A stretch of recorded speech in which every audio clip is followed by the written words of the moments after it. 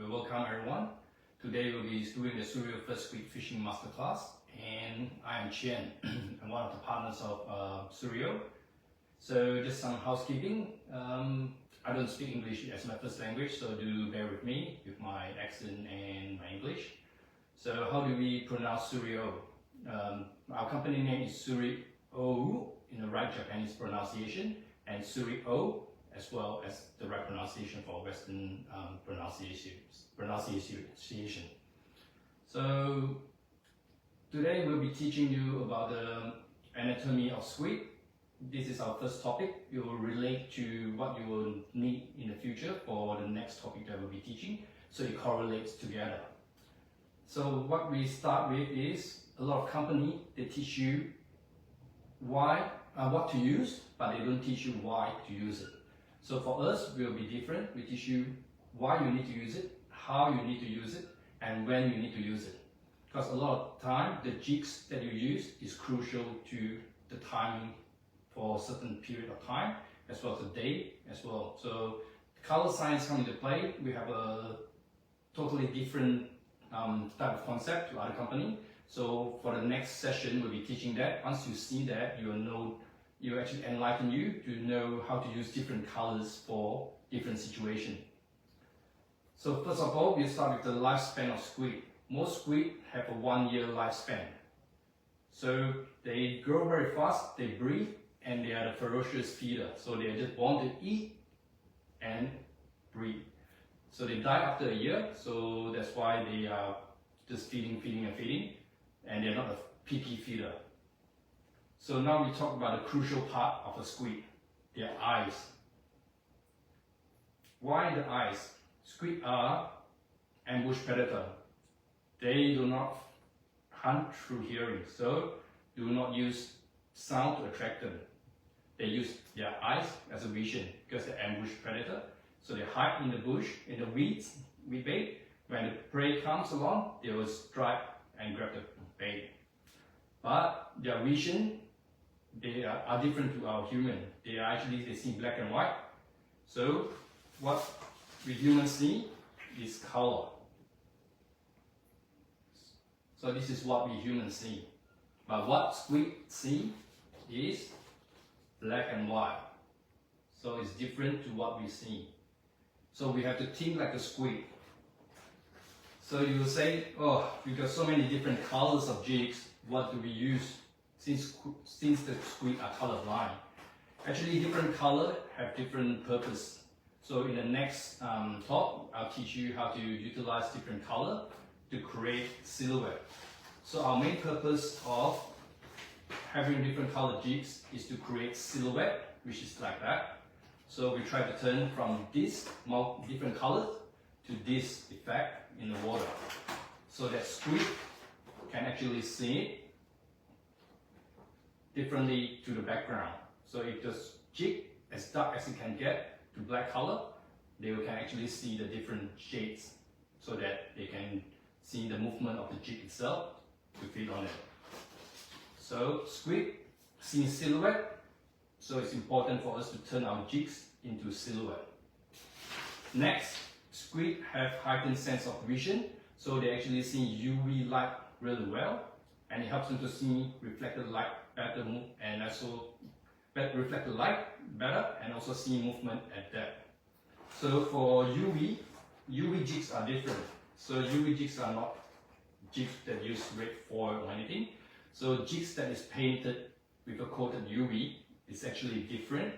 And for UV, have you ever seen those photo where they actually take a photo of your face to see the damage of your skin from sun damage?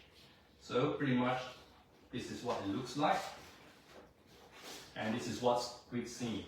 So for human eyes, we see it like that, but squid can actually see like that, like a UV camera. They can detect all the UV damage, so they can actually see different shades of black from the UV light. So just like that. So UV jigs are important, especially for daylight. Why? Because the sun have UV rays that actually will charge up and be absorbed by the jig and reflected the light is what we see. but the absorb light is actually what the squid seeing. So it becomes like patches of black like that. So it makes your jig look like silhouette as well. So a UV jig will actually become like a silhouette as well. So it's important to have some UV jigs as well.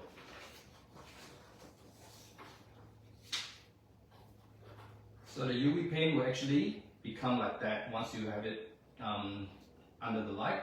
The squid will actually see patches of black compared to what we see as a human eye. You don't see the damage of the UV light. So third, squid can see glowing lights as well. In the deep sea, they actually communicate with each other through bioluminescent light. So they have their body changing different colors for the deep sea squid to communicate. And also they feed on their prey, as the prey that they feed on is also bioluminescent. So they can actually see glowing lights. So blue lights or green light, it doesn't matter. But they can just see, because they only see the glow, like a bright white glow to them. So for glow jigs, it looks like that. So what we see is like that in the water, green color. And this is what the squid seeing, a bright glow white color. So it doesn't matter what glow it is, a blue glow or 490 glow or anything. The only difference for blue and green is that they are the two colors that actually can go the deepest into the sea, and that one we will teach you in the next session as well. So for murky water, why do you use glow jigs? Is because that when it glows, it looks like that, but it will still be more, not as bright as like that, it will just be more dim, but the squid can still able to detect it. So we cover the eyes. So now we talk about the tentacles. Squid have 8 arms. So they have 8 arms and 2 tentacles.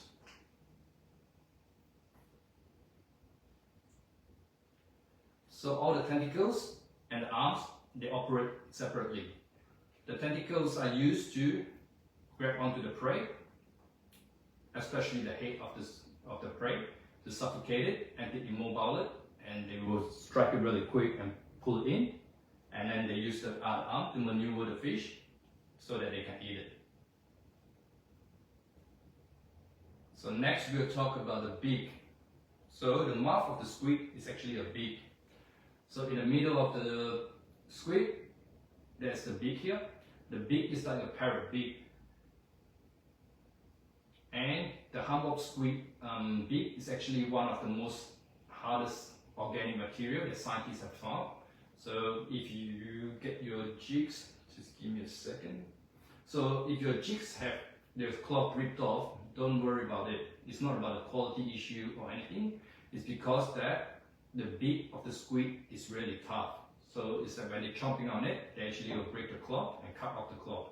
So even if your cloth is broken or anything, do not put glue or anything to fix it, because the loose cloth actually will help you to improve your catch rate as well, because it looks like the fish is damaged and injured. Have you ever seen the fish when their flesh are cut open or cut open? That's where it looks like to the squid when your jig cloth is actually damaged. So it actually does help as well. So you don't have to repair it, you don't have to throw it away. It's actually good thing as well. You can continue to use it unless the beak has bitten through to the body inside of the jig, where water start getting into the internal body, where you can see water inside, and where it affects the sink rate. That's when you need to actually start to change your jig. So we have covered alright, so we covered the taste next. So squid doesn't have a complex taste bud like human, so they only taste food or bitterness. So their tentacles have a finely tuned to sense bitter molecules. So for these two parts, they sense they have a very what's it called? They taste bitter. They have a tuned to sense bitter molecules with this tiny part of the squid arm. That's where they use to taste the food. So whenever they grab the food, if it's bitter, they will let it go. Or because their strike rate are so fast, they usually grab it, they will eat it. But if the food is bitter, they will let it go right away. Or they will grab it and wait to see is it food or is it not. So because scientists have researched that they put various level of bitterness on the bait, and it's find that at times when it's not so bitter, the squid will hold it much longer, but they do not eat it. They will just try to determine is it food or is it not. If it's not, then they'll let it go. So at times you see why we catch a squid, it's only a tentacle. It's because that they hold it and they find it, okay, that's not food. So, and they got hooked with the tentacle. Because normally if they strike very fast, they'll grab it and they pull in straight away and they'll be feeding and they'll be eating already. So in that case, you'll get a hook pretty well, a squid right on the mouth. But at times, we get a hook, we call it tangles, is because of that reason. That's part of the reason. At times it's because they're curious, they see something going across, or easy food source, they just grab it, that's why they got hook on the tentacle. But at times it's because of they can sense bitterness. They don't have complex taste of, they can't taste different other tastes, they just taste, is it food or is it not? If it's not, they'll let go. If it's bitter, they let go. So, for all the sprays and stuff, with all the different scents, it doesn't really help, but psychologically it might help the squid to hold, to think it's a food, so that it might grab hold of it and hold it much longer to taste to see if it's actually food or not. So for personally, I don't use those spray for the taste purposes. I actually use those sprays for their glow or their UV purposes. So for taste, we actually don't really need it for squid because they don't have complex taste. That is why squid jig doesn't have any taste. It's just pretty much a piece of plastic or piece of metal or piece of wood, but they will still grab it and eat it. So for the heart, so squid have 3 hearts. So they have 2 bronchial heart, it's around here, the 2 bronchial heart, where it pumps blood into their gills, where they use to breathe for oxygen. And the other heart is actually a systemic heart right in the middle here, where it actually pumps the blood through the whole body of the squid. So for actually to humanely dispatch a squid, a lot of people usually use the karate chop, where you just whack on the head to kill it off, and also the body to stop the heart. But this method doesn't really fully actually kill it at times, because why? They have 3 hearts, so at times you might just stun 1 or 2 of the heart, and you might not actually kill off the 3rd heart. So for Japanese, they usually use an ikejima, they call it the spike, the ikejima spike. So they usually spike through the head to kill off the brain. Then after they go through the side here once, and they will turn white here, and they go the other side, and they go white the other side. So it actually kills off all the 3 hearts in that way. So it's much humane way to actually dispatch the squid. And also, if you would like to eat sashimi for squid, try to, after you catch it, try to keep it below, keep it around 10 degrees. So don't put into ice slurry, because the flesh of the squid will turn white color, a milky white color. That's where it becomes tenderized, tender, very tender. So if you want it like really translucent and soft type of flesh, keep it around 10 degrees. So just put seawater with 1 or 2 pieces of ice and just keep it cool. So then when you go home, the squid will be still translucent and soft. So next, we'll talk about the hearing of squid. Just give me a second, I just grab my little jig.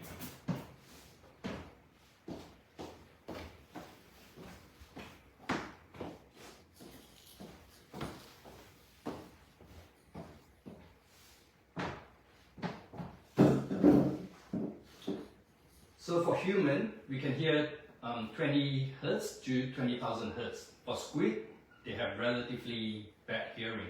So they can only hear from 100 Hertz to 1000 Hertz, but their prime range is actually 300 Hertz to 500 Hertz depending on their age group. From juvenile, it's usually 300 Hertz is where they're most sensitive, and for adults, it's usually about 500 Hertz. So for hearing, rattle jig to us, in Tsuriou, we do not have any rattle jigs because we do not, that's just a marketing gimmick to us, because squid do not hear sound that well, so they only hear low frequency. So imagine if you go, imagine this is a rattle jig, right? If you go into a pub and or club, it's so noisy, can you actually hear someone shaking that? Because the sea is so noisy place, how can you actually hear it? Because the sea is actually with a lot of noise pollution from boat, from waves, and from other different things. And squid do not hunt with their ears, they hunt with their eyes. So also sound actually will scare them away. Sound to them, it relates to predator coming, they will escape. Because they're different to predatory fish where they hear thrashing or small fish and all these things they get attracted to. Squid is different, they're like more like a bait fish. When they hear, like when you hear, like imagine when you cast a sinker, when they hit the bottom, when they hit the water, usually the squid, the fish will scatter. So it's the same concept of squid. When they hear sound, they actually scatter. They don't scatter, but they use their camouflage. They have the body to camouflage. So when actually sound actually do scare them. Right? So imagine if you hear like that to them, actually it's a warning to them that actually there's prey. So the chances of them attacking the jig is actually less. So I personally do not believe in rattle jigs. It's just a marketing gimmick. Because human, since young, we are fine-tuned to rattling. Because we associate rattles to a lot of things, like sound to a lot of things such as chips. Why the packaging of chips is made of foil? Because we relate it to freshness and all these things, but to squid, sound is not what they relate to as food. So they relate it as actually predator. So rattle jigs is not a good thing for squid fishing. But rattle jig has its other purposes, not for attracting squid. Even other companies, if you ask, they will tell you that, oh, it needs to be that close to the squid that before they can hear the rattle. So rattle is a useless thing, so don't bother with it.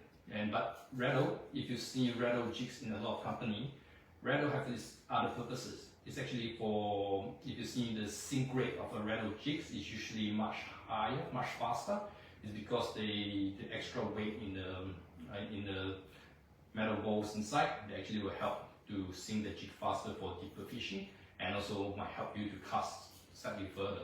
But in terms of attracting squid, it doesn't serve that purpose. So to us, for our company, we do not have any rattle jigs at all. And one last thing, the squid body is the same density as water. So scientists try to take a CT scan of the squid while they're in the water, but there's no image come out. They could not scan it at all. It's because their body density is the same as the water.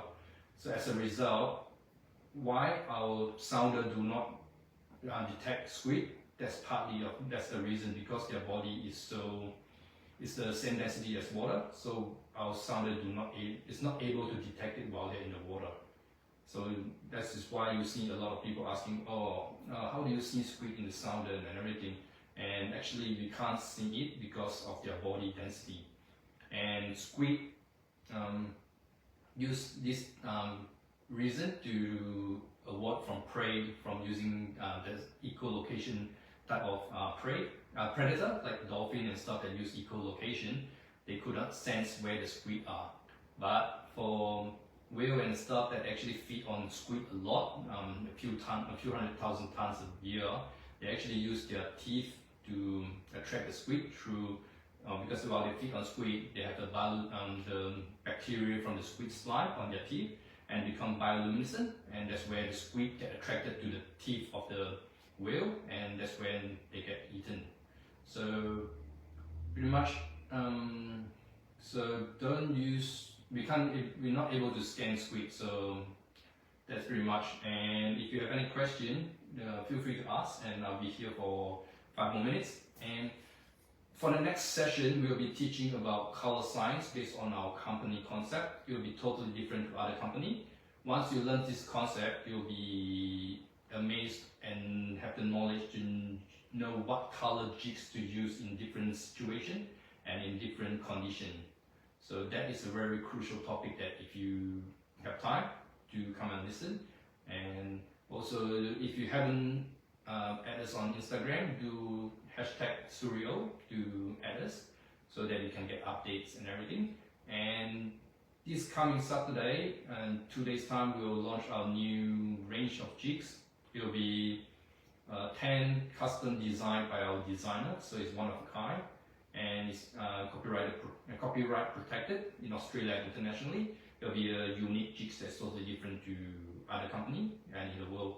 So do stay tuned for our showcase as well for the jigs. That's about it. So if you have any question, feel free to drop the question and I'll answer it.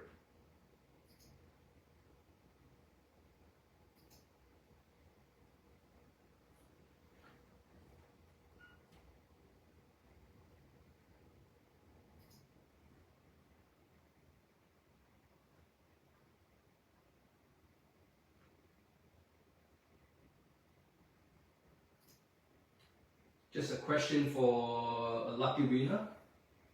Okay, we got one brand new one over there. So we ask a question to see whoever answer it. I'll give you this as a prize. So for a glow jig, a white glow jig, do you use it in the morning? And if you do, why do you use it in the morning? If you can tell me why, or close to the reason why, I'll let you know. I'll give you the prize. So for the white glow jig, why do you use it in the morning? And if you do, I'll come with the question again. Do you use white glow jig in the morning? And if so, why? Let me know now in the comments. If you got it right, I'll give you the toy as a gift.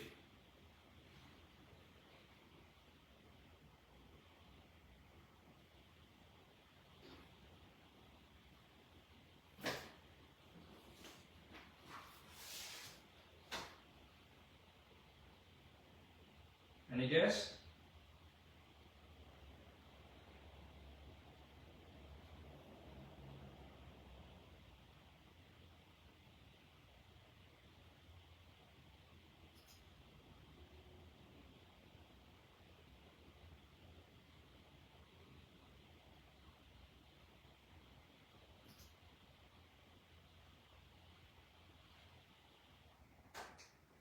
Matt, how does it see the silhouette of the jig from the white jig? Let me know how. How do you create a silhouette from the white jig?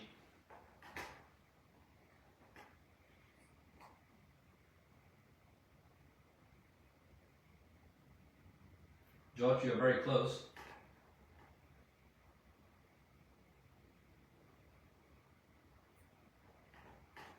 Keep guessing. Why do you use a glow jig in the morning? Why? Why glow in the morning? This is something I'll teach in the next session, but in the meantime, see if anyone can guess close to it.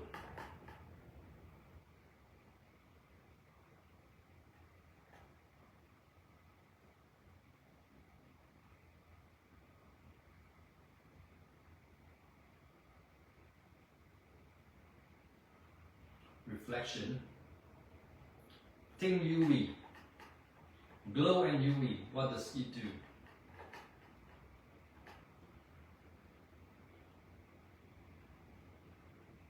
Reflection is part of it. See if you can relate it to UV. How can you utilize UV with a glow jig?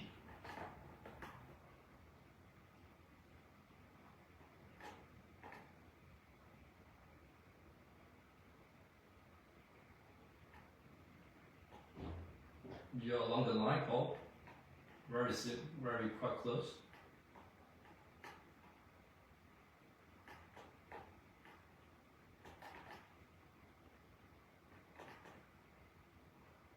UV and glow. Think of UV and glow. How do UV affect glow?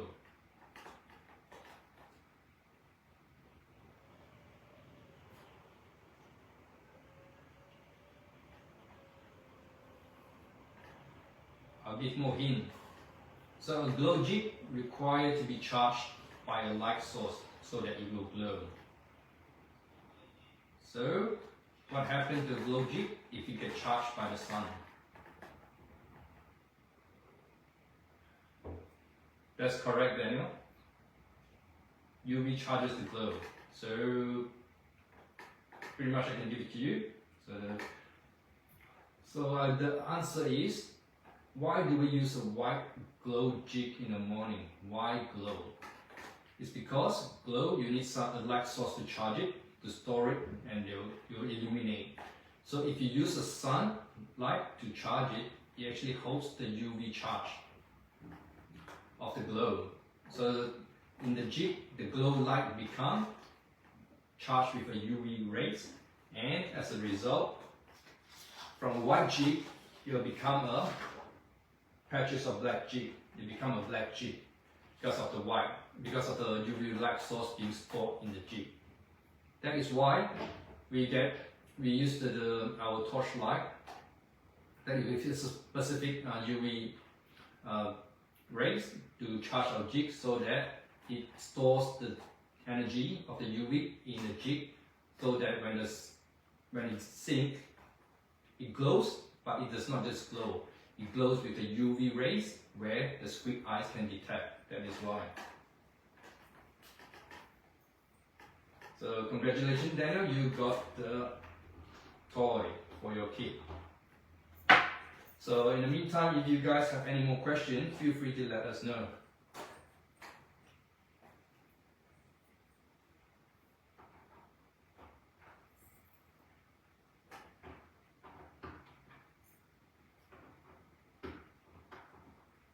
Remember to stay tuned for the next one. It's the most crucial to understand all the different light and color signs for the jigs.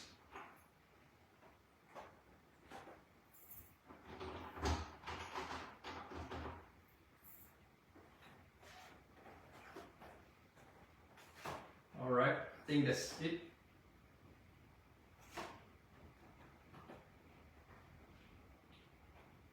George, no, it's not the speed of retrieval. It's because the glow, to illuminate the glow, you need a light source. So if you use a UV light source to charge it, it holds the UV in the jig. So when squid have as I mentioned earlier, they have a heightened sense of vision where they can detect UV. So as a result, they'll see the jig as the UV light will be black color to the squid. Because UV light to squid, they see it as black. So we'll go into more detail in the UV paint and the different color as well as the jig foil bodies and glow bodies, UV bodies, all those kind of information on the next talk. So feel free to follow us. I think that's it for us for tonight. If you have any question, feel free to send us a message anytime, or have any question on our jigs and our other information, feel free to let us know. Thank you.